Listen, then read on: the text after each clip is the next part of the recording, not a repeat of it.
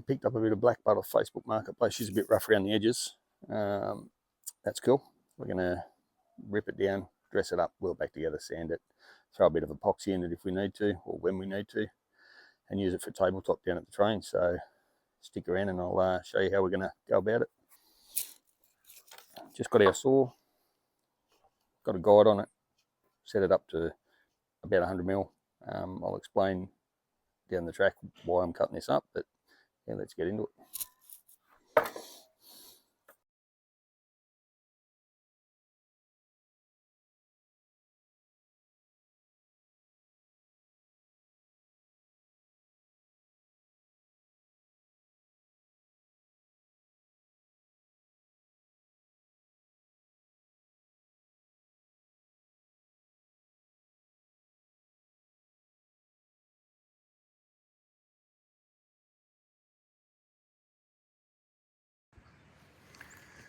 So is to dress that, and I just recently had an motor failure on the DeWalt planer that I had, and I've had to borrow this off a mate.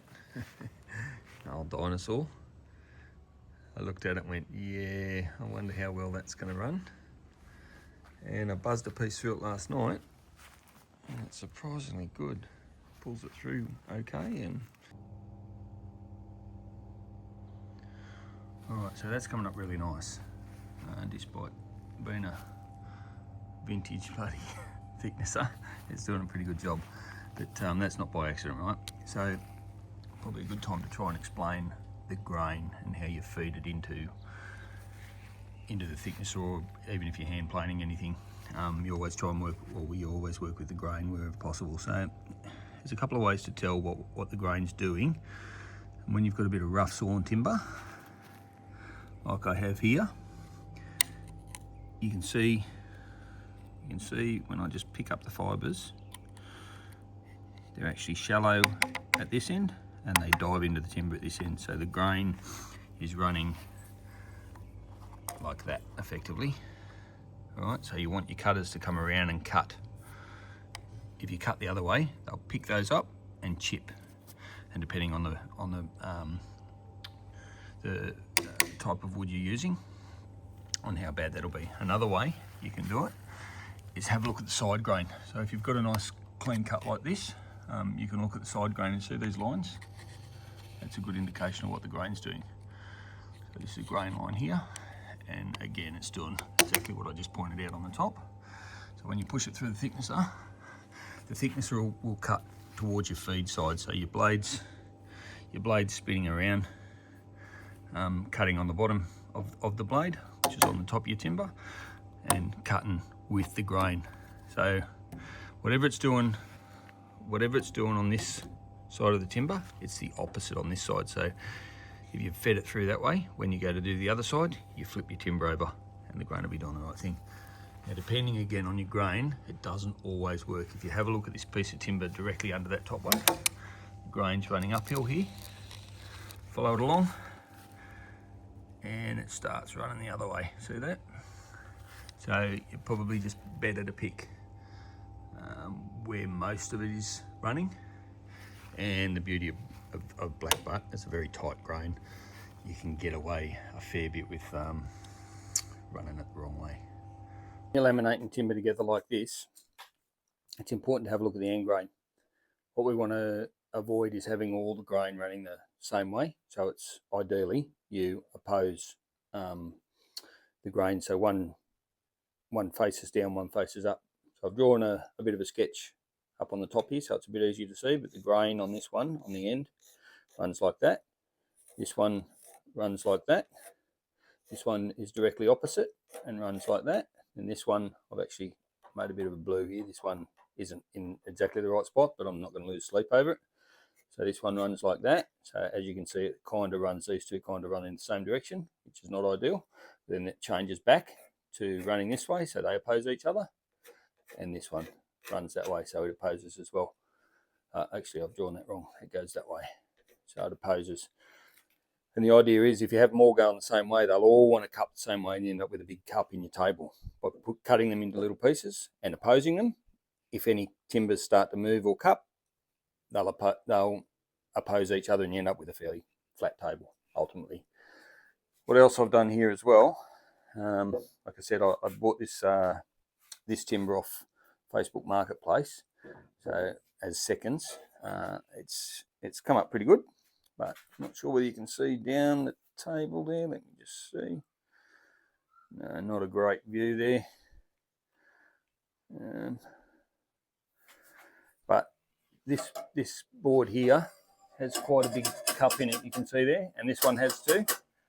So second board in, rides up, fourth board in, rides up, sixth board in, rides up, and the other ones oppose it.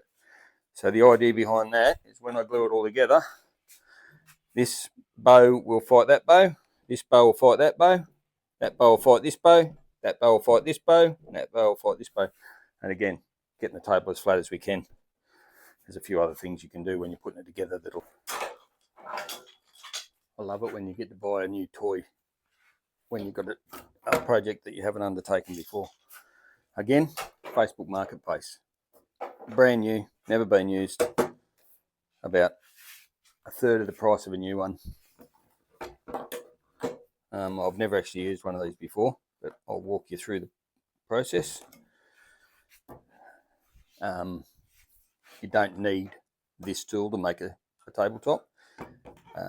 Basically all these do, biscuit joiner this is called, right? So basically all they do is give you an alignment tool. They don't add strength or not much extra strength. The glue will hold the tabletop together. So you could just glue it. Alignment might be an issue then. The old-fashioned dowels, pretty easy to make a doweling jig, or buy a relatively cheap one at Bunnings or that type of store. So there's a few other ways you can glue this together, but I've opted to invest in one of these. Hopefully get to use it for a few more projects down the track. All right, let me try and explain a biscuit joiner. We've got these joining biscuits, 56 by 23 mil. That's one there. Basically they work like a dowel, so we just cut a little slot in each side of the timber where we want it to join, and that'll just keep the alignment right so that the top surfaces are as close to matched as possible. I want them as close as possible because I'm only going to hit this with a sander when I'm finished. I'm not going to put it through a flattening jig or anything like that. I'm just going to glue it all together, sand it, and then put some sort of finishing oil on it. Not sure what that looks like yet. But back to the biscuit joiner. So I've marked out lines along the tabletop every 500 mil. They don't add much strength, so I've just put the 500 mil in just to try and get the maximum alignment that I can get. The idea is you put your centre line off the jig, lined up with your piece of timber, centre line on your timber, and basically that plunges. When it plunges, there's a little blade in there. You can see that? A little blade there. Cuts a nice little slot that fits into, and you just rinse and repeat all the way through. If you always work from the top surface, they'll always just match up with the other one. So that's it. Let's have a play with it.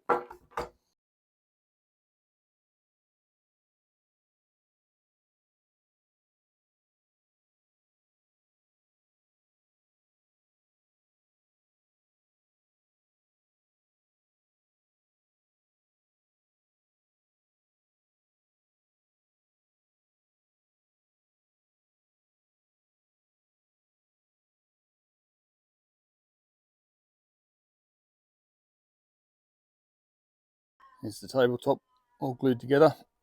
Managed to grab that extra bit of black butt, and where I bought that from, the bloke actually has a flattening jig, and for quite a reasonable price you can flatten this.